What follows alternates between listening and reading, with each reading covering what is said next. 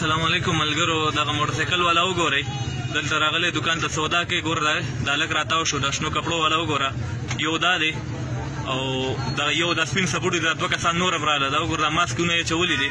دا د هلک نه موبایل وباسي. مهاجر بازار کوړه خټک کې دا ګوره ورته ها ګوره دوه ورته مخامخ ولاړ دي او یو دی خو وګوره خپله کاروایي شروع کړې ده. دا ګوره ها درې کسان دي، یو دا دی ګوره او دوه ورته دا مخامخ ولاړ دي. دا ګوره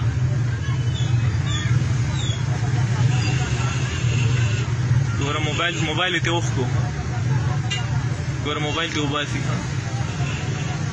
دا درې کسان دي. دا وګوره که څوک یې پېژنې وروری، دا وګوره دا دوه دې بل ملګري ته یې ورکړه، دوه ښکته لاړه، دا یو بره ځي.